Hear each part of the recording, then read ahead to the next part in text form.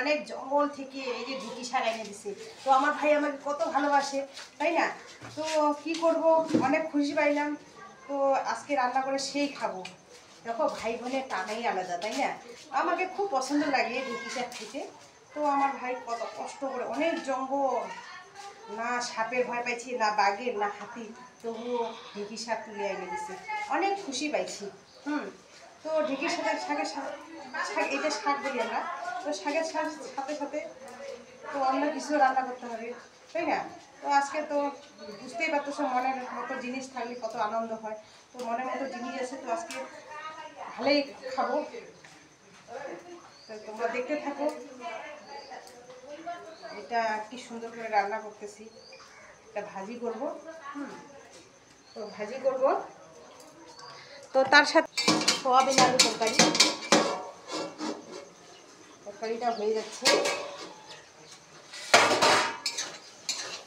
তরকারিটা আমার হয়ে যাচ্ছে। সোয়াবিন ভেজে নিচ্ছি, সোয়াবিন আলু তরকারি।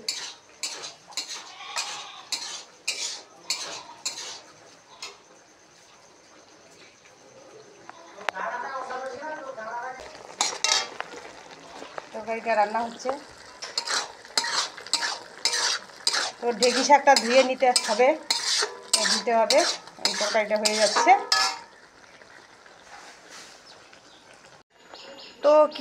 তো কি করব, ওর সাথে তরকারিটা তো হয়ে গেছে, তরকারিটা নামায় দিব।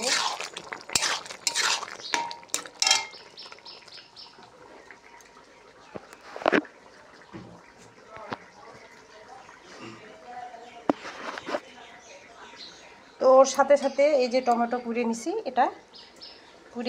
এটা এই যে লবণ তেল দিছি, পেঁয়াজ কাটছি, পেঁয়াজ কুচি লঙ্কা কাটি নিছি, একটা মাখা বানাবো। তো খুব ভালো লাগে খাইতে, তো মাখা বানাচ্ছি।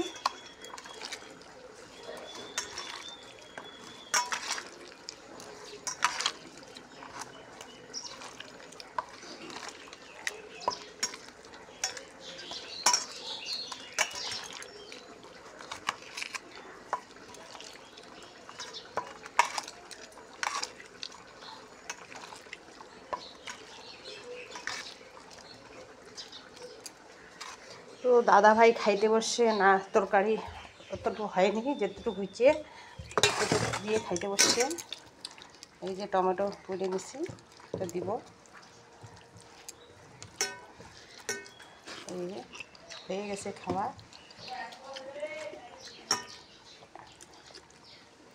তো ঢেঁকি শাকও রেডি, বসাই দিব।